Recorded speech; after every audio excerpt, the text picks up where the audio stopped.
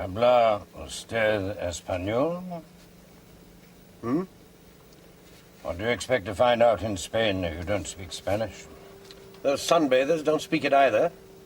Even so, they were able to get Spanish villas at £50,000 a pop, when they're only allowed to take £5,000 out of Britain. And even so, if you'll frank my expenses, I'll get them. You don't speak their language either. To get our idle rich winner, you have to be in their confidence. For that, you're too obscure a civil servant from too red brick a university, striking too left-wing a posture. So you need an interpreter, one of their own sort. Minister? Send me in file FPX 421. Yes, Minister. Minister? Ask Mr. James Hadleigh of Melford Park, Yorkshire, to call and see me tomorrow morning at 11 o'clock. You remember Hadleigh? Better than you, I think. No? He resigned the civil service when his father died. He resigned it to inherit a fat family estate. Perfect recommendation for these people. He wouldn't go to Southend-on-Sea with me to do this sort of thing, let alone Spain. Then he shouldn't know what he'll be going to Spain with you to do. When you receive him for me tomorrow, don't show him these. Show him this. I'm supposed to recognize this person? And you do, Hadleigh. He nearly scored in the Wall game when you were at Eton together, rendering himself unforgettable amongst the privileged. That morsel of immortality is noted here, is it? You know everything noted there, Hadleigh. You prepared that file on him yourself when you were in the civil service. You recruited him. Milk? No water. Hmm? The minister's a whiskey man. If you're standing in for him, do it properly. Also, bear firmly in mind that I'm no longer in the civil service. You're being asked back. For a bit. A bit of what? I thought you academics had picked it clean. You recruited that man. He's disappeared. Or, considering he's an old Etonian, perhaps he's just run true to recent form and defected. Tony's defected. His instructions were to live in Spain and let us know who might come in when Franco went, simply so we know our business risks. There's hardly espionage. The Spanish security might have thought so. He had to keep an eye on all Franco's underground opposition, from the Basque and Catalonian separatists to the communist rump, let alone the disaffected Carlists and the student protest bodies. Then it should have occurred to you that he hasn't defected, he's been pulled in. That's what the minister wants us to find out. Which?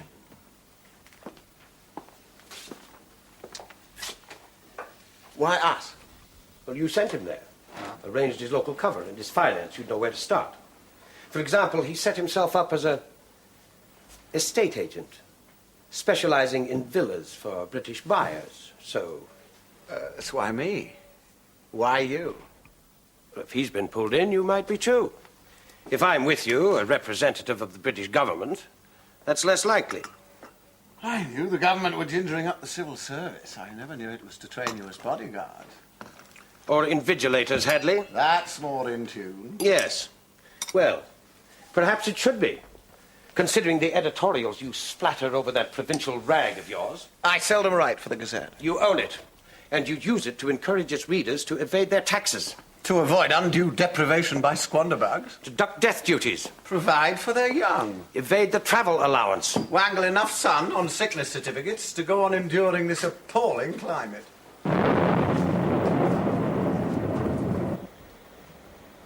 By the way, what'll mine be?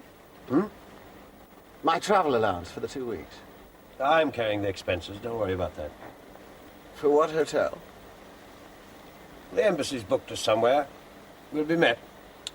Somewhere's not good enough in Madrid, not while in many ways it has the best hotel in Europe, the Ritz. We're going on government business, not an orgy.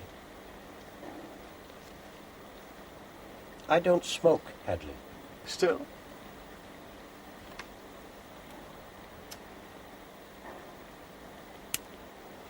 Since this is the minister's car, I take it that radio telephone is beamed on his office. I don't know. See, use it. Tell him that apart from donating my services, I shall be paying my own expenses. All I shall require from him is a Bank of England currency clearance so that I can buy traveller's checks when I get to the airport. For how much? For it's much. Which is? When I'm travelling on business, I'm usually given a permit for £20 a day before I start arguing. Today, I'm arguing for 30. 2 weeks, that's £420. My pounds, Wenner, not the States nor yours. Get them cleared for me to collect. The holiday allowance is 50 for a whole year. But as you rightly said, I'm not going on holiday. If I were, I wouldn't need 420. But a damn sight more. This is a waste of cheek, Hadleigh. The minister won't play. If so, tell him I won't either.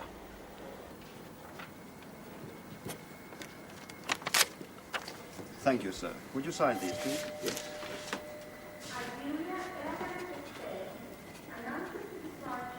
That's us.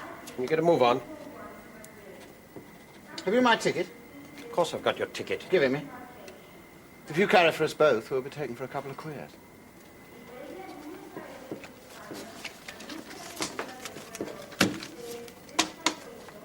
Did you arrange this? What?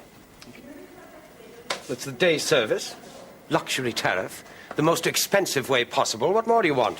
Not to travel up forward in the luxury compartment, which, apart from being small and thus claustrophobic, is invariably inhabited by people at their worst. They've seldom... Listen, Hadleigh, the flight has been called. Seldom paid for their own tickets. Get our seats changed to the tourist cabin.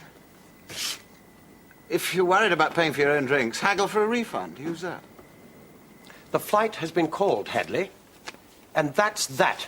Well, they know I'm on it. They won't let it go. I'll be over at the bookstall buying the Daily Bible.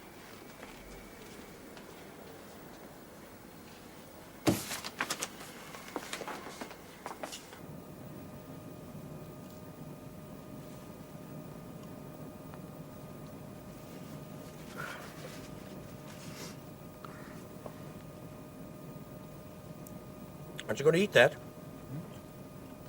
When did that arrive? No. Well, if you're not, flying makes me hungry. Have it, by all means. Tasteless. Not much of it. Still, free. Pity to waste it. When did Tony disappear? The man we're going to seek. When did he... Oh, about 10 days ago. About? Well, how can one ever say? Precisely. If we knew the exact time, that would mean somebody saw him disappear. So, if it was known when he went, it would be known where. In which case, he couldn't be lost. Could he? Had your fill? Eh? No. Up to here. Roughage. Can't say I enjoyed it. You want your cheese? No, thank you. I'll wait for the lobster. Lobster? But here? In Madrid. The Spaniards eat late, so when I fly, I always lunch at the Ritz.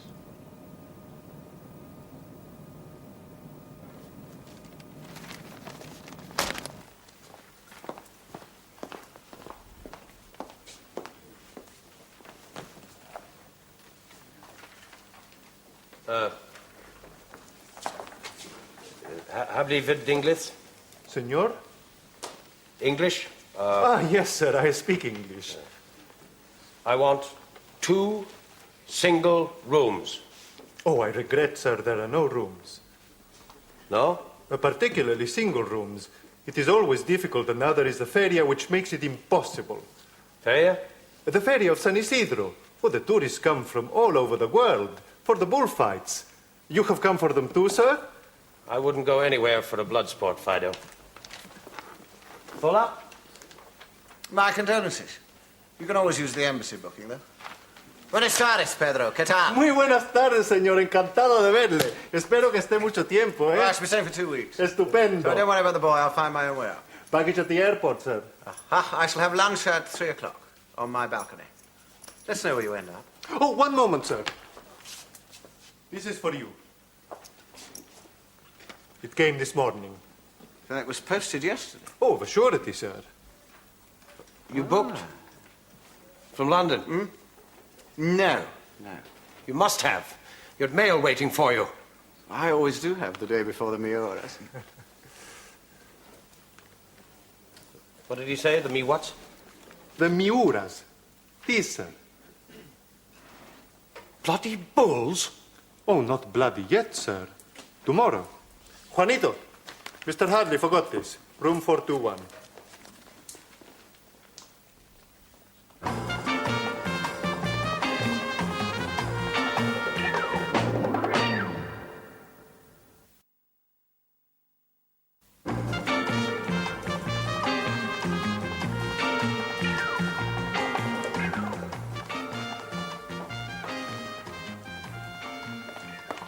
Oiga, Jaime, el señor Hadleigh está aquí. ¿El señor Hadleigh? Sí, hombre. ¡Estupendo! ¿Cuándo llegó? Pues esta tarde, no hace mucho. Para los Miuras, como siempre. Pues no sé exactamente, pero muy probablemente. ¿Y yo deseo que le conduzca? Vamos a ver.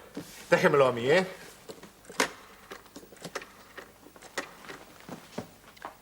Mr. Hadleigh, Pedro, I have been thinking, sir. You are for the Miuras tomorrow as always? Bien. Then the driver you always ask for... Yes, Jaime, that is the one I thought. Oh, thank you, sir. Pardon? Ah, sí. No uniform because you have the spare ticket. Bien, bien, at 5 o'clock en punto. A usted, señor. Sí, definitivamente. Y sin esto, que tiene un billete para usted también. Me alegra mucho de oírle. Muchísimas gracias, Pues de Pedro. nada, Muchas Jaime. gracias. Usted perdone, caballero. Usted perdone, caballero. Muchísimas. Lo siento mucho. Un millón de disculpas. It is that he will sit in Barreras tomorrow for nothing. It gives him gaiety. Barreras, the front row, with Mr. Hadleigh. What you say in English, a treat, verdad? My friend is taking a chauffeur with him to the bullfight. To sit with him? ¿Y por qué no, señor? What? Why not, sir? They have equal afición for the bulls. You have found yourself accommodation. No. The British Embassy found me accommodation. At the Hilton. Ah, that is very impressive, the British Embassy. Once it was easy. The embassy had only to telephone and the hotels would fall over themselves to oblige. But these days, not when the English have only £50 to spend. It is that you will stay only for the night, I suppose. It is that, Fido, I will stay. Pedro. It is that, Fido, I will stay until I get done what I came to do. It is perhaps an inconvenient time to call on your friend. He is about to lunch. So am I. I should change his order for 2? No. Ah. I'll tell you how many when we've gone through this. This? Some of the people at your hotel are on this list. Hotel favorites, like Mr. Hadleigh, who can waltz in and get a room without bothering to book. Mr. Donald Brinton, for instance. You must know him. He's the only Englishman who really owns a real castle in Spain. No, sir. Perhaps a palace. When he's in Madrid, he stays with Franco. Oh, no, sir. It is a hotel. The Hotel Palace. Sir John Beckley, then. Villa on the coast with a swimming pool big enough to go yachting in. What about him? Yachting? Because if he is here, I'd like to speak to him. On this will do. Who shall I say you are, sir? Who I am. Mr. George Wenner.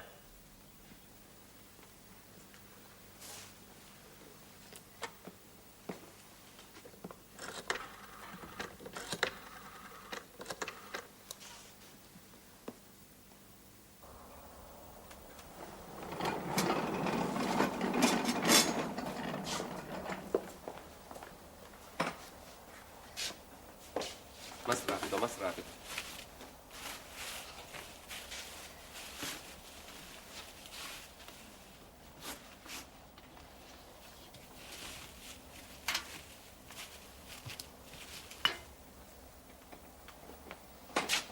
You would like to take the wine, Mr. Hadleigh? Ah, Jose. You're English martyrs, but it's taste, not take. Mi encanta da incontrarlo otra vez. And I also, to meet you again. I'm enchanted. This is Raphael, He is new and came from Galicia. To get away from the rain? Is that so, Raphael? He has no English.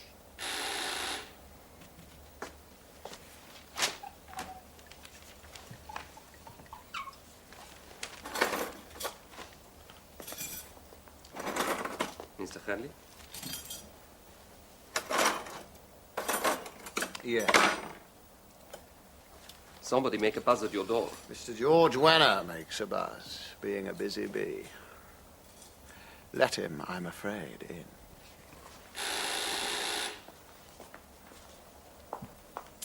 What does Pedro think I am, a whale? Okay? There's enough there to feed 4 people. Si, senor.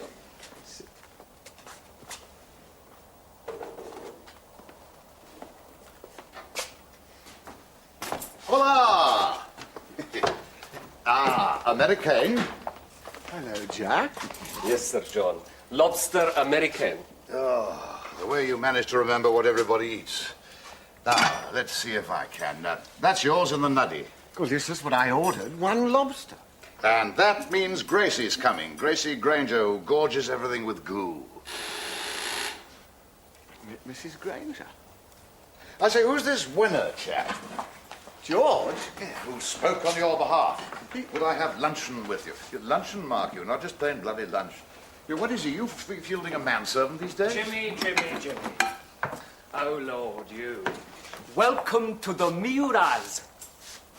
Put those pansy fingers down. A bull's the last thing you'll ever be. And all you ever will.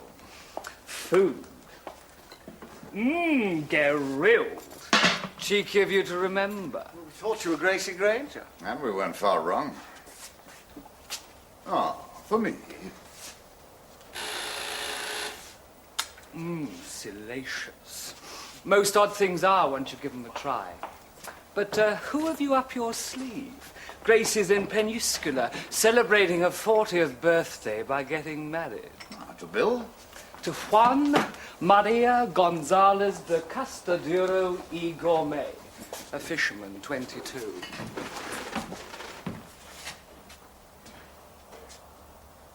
Hello, George. Oh, we met before. On the telephone. Was you, wasn't it? You said he was. He's Jack, I'm Frank. Sweet of you to ring. Are you two sharing? I see this is a double room. I'm staying at the Hilton. Oh, how awful. Shall I pull a string for you, get you in here? I don't think it'll be worth it. We'll only be in Madrid for a couple of days. We? You and I. Shouldn't take long to get done what we came to do. Now? And what have lobsters for 4 instead of 1 got to do with it? Was that? Just the way I like it. You don't mind if I start? I began waiting for you two 10 minutes before you came in. Sorry about Tom Leibold and some of your other chums. They were out mostly. Ordered luncheon already. But dinner's right. For Fogarty, Peters and Grant. Up here. At 10. I didn't expect Fogarty this year. I'm not sure that I do, yeah. He's trying to build a new wing onto his villa in time for the summer relatives. Oh, I know. Runs around harrying the workers like a bloody pharaoh. Yes, that's my problem, actually. Yeah, full-bodied, but agreeably pulchritudinous. What's that? I think George said he likes the wine. Are you building a new wing too? I thought I heard you say it was your problem. No. My problem's to get a villa at all. Oh, it's easy. I've two. I congratulate you. How did you wangle that? Wangle? The £5,000 limit. There is one. Well, there is for me. But I haven't found my way round it yet. Here am I, longing to splash £30,000 on a place by the sea, and all the money my government will let me take out wouldn't cover the price of the loo. Oh. Hadleigh's helping, of course. Put me on to Tony for a start. Well, I'll tell you. Oh, you bought through him too, did you? Me too. Come to think of it, so did Fogarty, Peters and Grant. Well, they'll fill you in if you're dining with them tonight. You can't. Huh? Me? Well, your place must have cost about £50,000. That's what you said, wasn't it? When? It did cost that. Look, if you've invited me to dinner to fill him in, why didn't you say so? You could only tell him that while a British citizen can't take up more than £5,000 of his capital, until the 4 years have passed, when the Bank of England will merely consider an application for more, he can take out the income on his capital. So all you did was to put down a deposit and then pay off the rest by instalments, even though it did cost you a packet in property dollar premiums. Nothing of which helps you, as all of it was legal. You do it that way, too? He has only 2 or so years to live. Ah, that's a fact. That's why he needs 2 villas, one for himself, one for the nurse. Sits here being a spectre at the feast before he's dead. I hope it doesn't put you off. You mean you got it out on a health certificate? Yes, but what I really meant was, I hope my omnipresent demise doesn't put you off your food. I quite understand. Eventually, it's going to put me quite off mine. What you want to do is to leave it to Tony. Yes, dying's going too far if it can be avoided. Just tell Tony you've the money. He'll get it out if anyone can. Not that he'll ever tell you how. No. What about some of your other friends? Surely they'd give me a few tips. If I told them I was a mutual friend of Hadleigh here. Well, why beat about the bush? Just pluck the fruit. Tell Tony what you want and then ask him how he's going to fiddle it for you. Oh, I would, but the trouble is we can't seem to find Tony. Hadleigh and I... Can't we? You mean you have? Oh, I haven't put my finger on him yet, but it shouldn't be too hard. But he's disappeared. What? Yes. Office doesn't know where he is. Haven't seen him for 2 weeks. Oddly unperceptive of him. He was in Madrid yesterday. He left my ticket. Tickets? The bullfight, under the influence of the tourist, has degenerated into a circus. I used to come for all 16 days of the feria. Now I come for just one, the day of the Miuras, tomorrow's fight. Yes, he means it. To hell with the matadors, he wants to see real bulls. Of which the Miuras are the last left in Spain. Really? The others are tailored. For the matadors. You'll upset George if you go on about it. He has no sympathy in the matter. Tony, however, knows what's left of mine. Each year, because it's very difficult, to get good seats on the day of the fight, he gets me 2 in advance. He was waiting for me here when I arrived. You saw me pick up this year's this afternoon. They were posted yesterday in Madrid. Funny his office doesn't know where he is, though. Not so very. He's always floating off, hunting up properties. There's another reason. He could have been told to disappear. By whomever. What? For whatever. I have the strongest impression, however, that he wasn't told to disappear 2 weeks ago. He was told to make it appear he had so 2 weeks ago. So he got his instructions only yesterday, after our little meeting in London, and after he'd posted my tickets. Meeting? Just a minute, you've lost me. Oh, never mind. George is following me. Jose, would you telephone down to Pedro y cancela la cena de esta noche? Dígale que telefoné a mis amigos, los señores Fogarty, Peters y Grant, y las informé que la invitación fue hecha por un impostor, quien deben evitar. Sí, señor. Comprendo.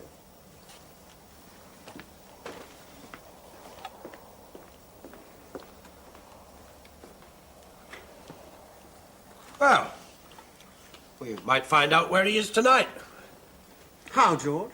From those friends of yours that you asked me to invite to dinner. Pedro, José. El señor Don Hadleigh quiere que... ¿Pero estás seguro de que esto es cierto, José? Pues bien.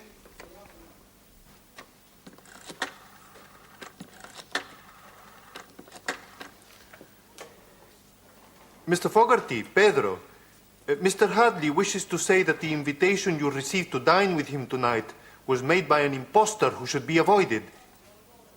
Oh, yes, sir, I am quite certain. I am ordered to cancel the dinner. A usted, señor.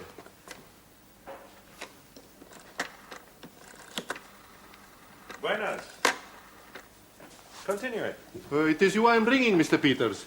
Oh, hello then. For Mr. Hadleigh. No need to. I'm just about to pop up on him. Oh, don't, sir. Mr. Wenner is up there, and Mr. Hadleigh wishes you to know that Mr. Wenner is to be avoided. Well, it's too late to avoid him. He telephoned me an hour ago on Mr. Hadleigh's behalf, invited me to dinner. What's he ordered for the night? Well, I ordered the suckling pig. I ordered it because Mr. Weiner said to order what Mr. Hadleigh would, but now the dinner is cancelled. Then I shall just have to make do with afternoon tea, won't I? Room 412, isn't it? No, room 421, senor, but... Tranquilo, Pedro. All the Queen's horses and all the Queen's yes-men couldn't hurt Charlie Peters again. I'm French these days.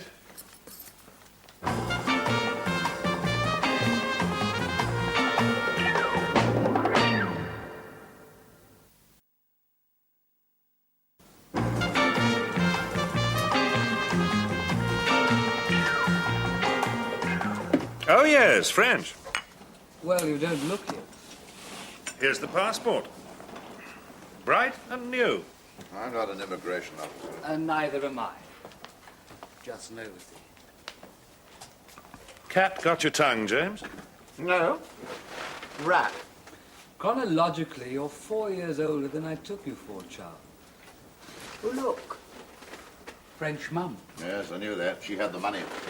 You disapprove of my action, Jack, or my father's? He's dead, so he's under a higher disapproval than mine could ever be. Ah, you were born in France. That gives you more right to call yourself French than Napoleon had. He was born in Corsica. Of the Italian. But you did have a British passport once. Until last Christmas. Then I decided to give myself a special present and switched. Might I ask why? Not really.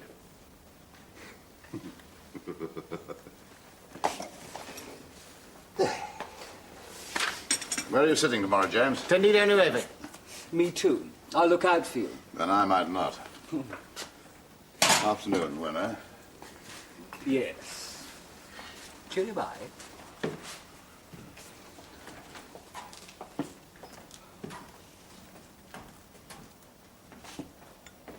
Mind?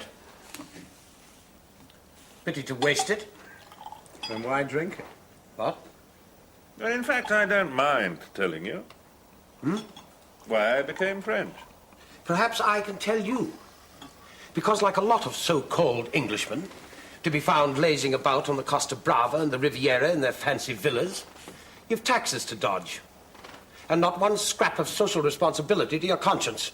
Now, why should I bother about my social responsibilities these days when there are so many public-spirited men like yourself only too happy to look after them for me? Yes. Well, if some people have no public spirit, they have to be given one. But must it always be a bit of your crowds? Don't you find now and then you're waking up of a morning with none left? None of what left? Is that why you've stopped talking about brotherhood of man lately and forced Englishmen to stay at home? Forced? We can come and go as we like. On 50 devalued quid a year? 2 weeks on a package tour with your neighbours, then probation's over and it's back to the island clink. However, all I was about to say was mother love. As Jack said, she had the money. And French taxes are lighter. Oh, they're neither here nor there. No, you'd taxed her little lot to extinction already. In fact, that's what killed her off in the end, old chap, I think. Not a bloody French bean to leave her darling boy, all gobbled up by the hungry British. Well, if one lives for money, one can't really be surprised at dying for it. Wenner. Good afternoon. Oh, come now, Hadleigh. Old boy, old sport, old top. Is that the way old Etonians treat their luncheon guests? What has happened to your manners? Also, your memory. We've a mutual problem to discuss. How to find a missing man. Tony'll turn up when he's told to. Now it's your turn to get lost. Tony who? Oh, you know him all right. He helped you to buy your villa. Or rather, to conjure out your British pounds before you thought of turning them into francs. I'm no alchemist, and I have never thought of Tony as a wizard. But what are you, a spy? A spy on what? Your own countrymen, lazing about outside limits? The travelling allowance limit, say? Or is it the export of capital limit? Personal capital earmarked for state acquisition so that other men might waste it. Bureaucrats. One doesn't have to spy out corruption, Mr. Peters. Or should I say, Monsieur Peters. One can't help but smell it. James? Diddled you into cooperation?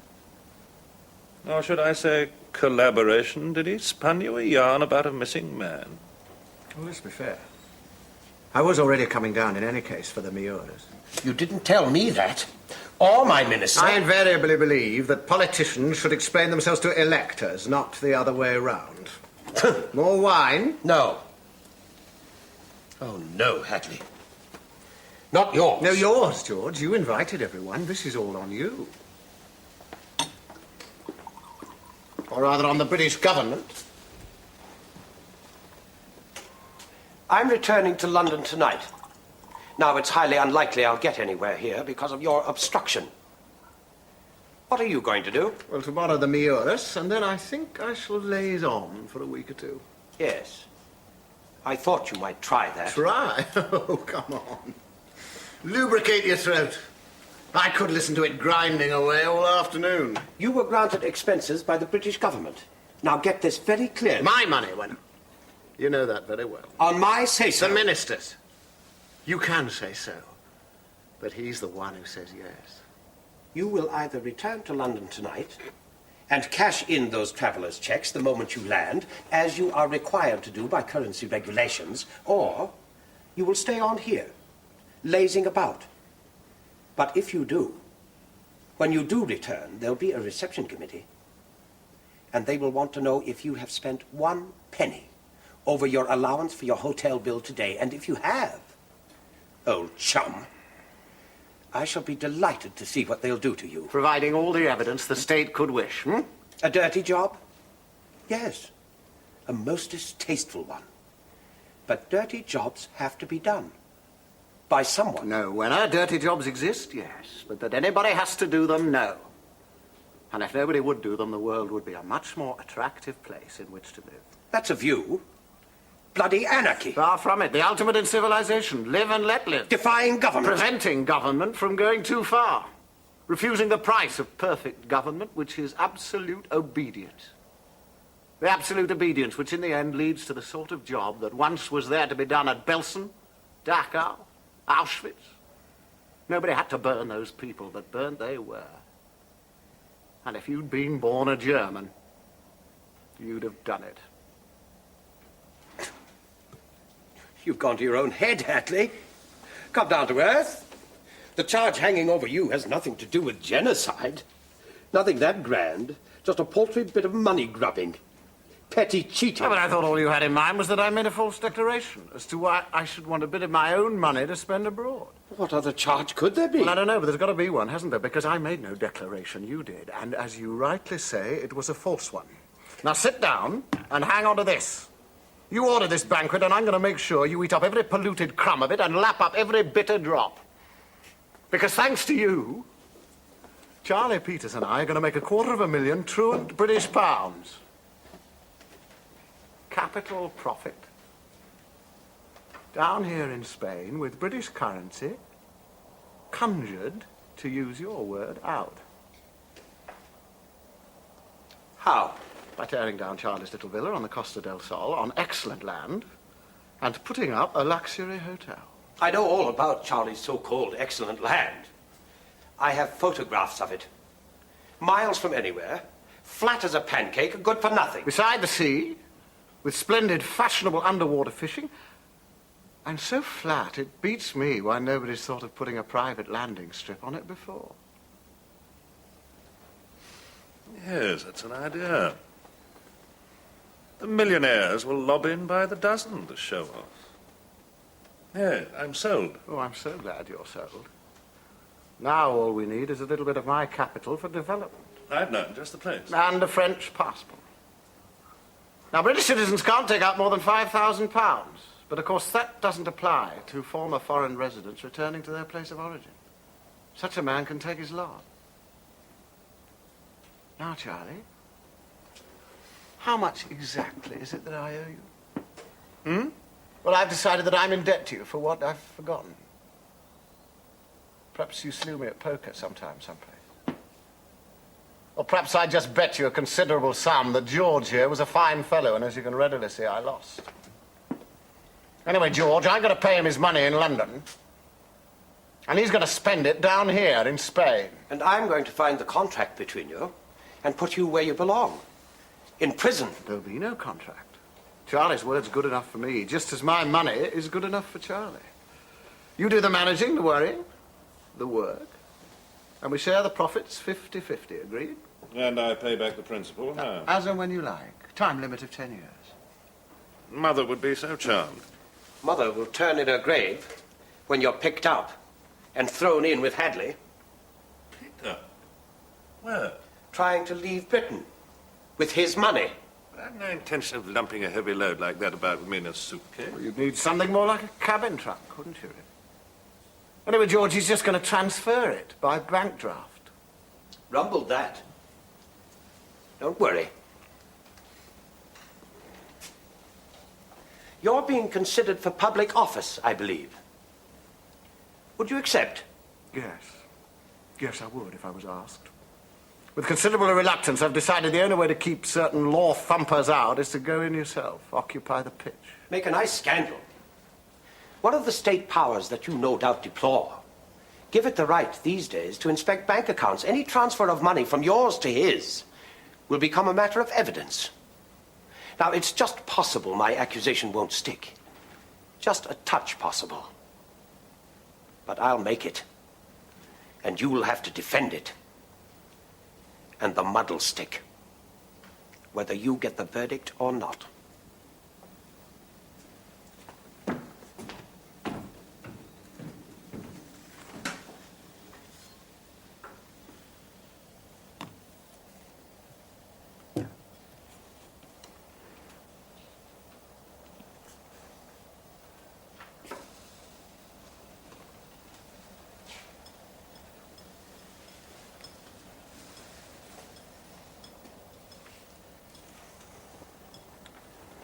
Like some? Rather the brandy. Were you only bluffing? No. Was he? No. Does that worry you? Yes. Can you stop him? I don't know yet. So we still might have to drop this. Oh, no, I'm going through with this, win or lose. Only man who could stop me is you, by backing out. I detest absolute obedience, too, but you can count on mine in this. When will you make the first move? Instantly. Is that wise? A straight bat is indicated before a wicket declares itself. But this wicket has. It's a sticky one. And when you're on a sticky, don't wait to be got out. Slog. For someone who opened the batting for Eton at Lord's 2 years running, he behaves like a village slogger, wouldn't you say? You? A cricketer? God forbid. I don't hunt either. Not foxes, anyway. Only dodgy cock pheasants like him. One shoots pheasants, winner. Yes. In some other country, we might be able to deal with Hadleigh like that. You haven't enclosed any documentary evidence. No. Convicting him wouldn't do any good. There are, I'm afraid, a lot of bent citizens that feel the way he does. He'd go down as a martyr. Get us nowhere, politically. What good get us somewhere? His agreement that he made the transfer of money without realizing that it was illegal, and he's now ready to revoke it. You want to turn this into a personal matter. Humiliation for him, moral victory for you.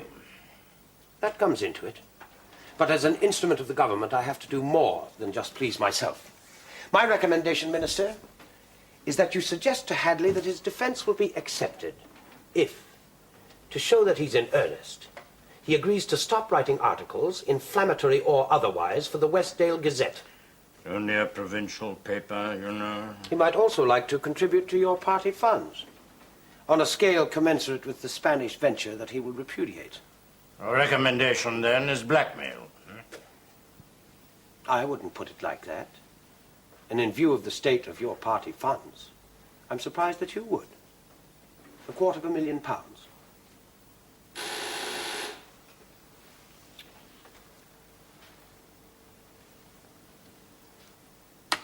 Yes? Mr. Hadleigh is here, Minister. Very well. Now, let's see how he puts it. My word. You summoned him quickly. Would you like me to stay for the execution? Your presence is essential for the execution.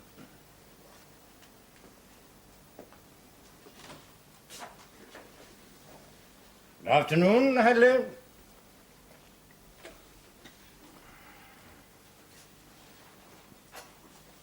Good afternoon, Minister. George? Buenos dias. Tardes. Afternoon. Buenas tardes. Do sit down, Hadleigh. Whiskey? We'll see. Can I pour you one, Minister? Yes.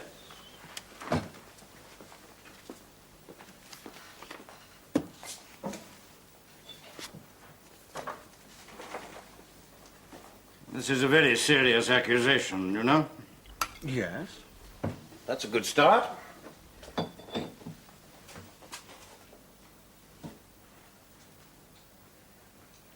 I barely had time to go through this submission of yours, but I take it that there's nothing that you wish to retract? No second thoughts? No.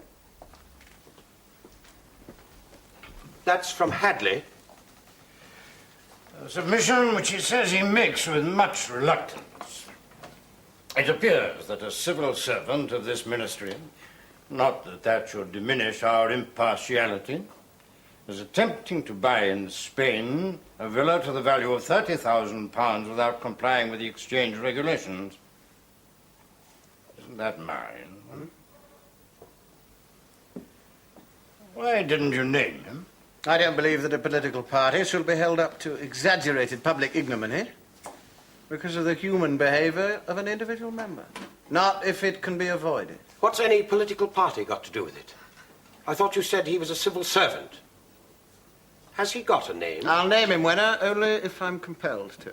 You mean there's no one to name? I mean that a civil servant, an official of Her Majesty's government, in Spain, in my presence, asked Sir John Beckley, an industrialist noted for rescuing more than one nationalised industry, and a Mr. Frank Forbit, whose equally selfless work in Biafran relief will be particularly remembered because in the course of it he contracted an incurable tropical... Rubbish!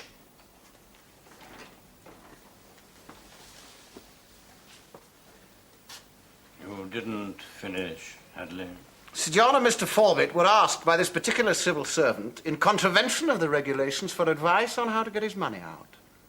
They refused to give him any, that's all. All? Well, except this. This civil servant purported to be in Spain on the instructions of a cabinet minister of the Crown. I don't know whether, in trying to buy a villa, he was exceeding or complying with those instructions.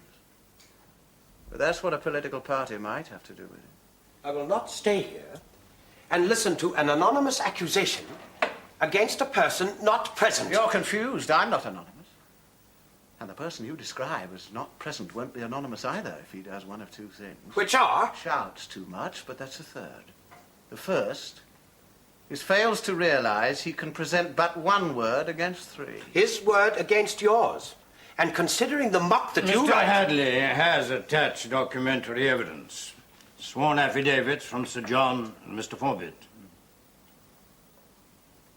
The second consideration is this.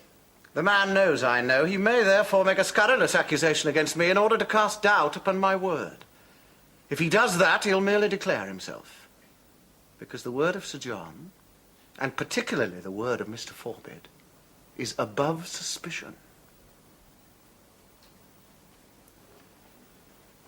I think, Hadleigh, that you fulfilled one public duty in informing me of this, and another one in letting me avoid a public scandal.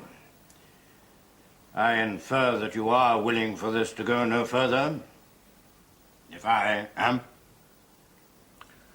And if the civil servant in question is. How do you feel when If you were that man, would you simply cease your illegal activities and refrain from libeling Mr. Hadleigh? Particularly in view of the state of the party's funds?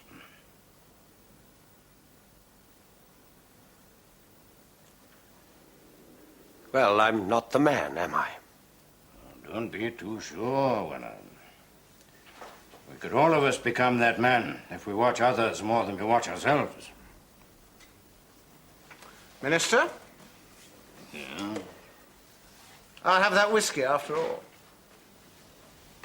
Get it for him, please.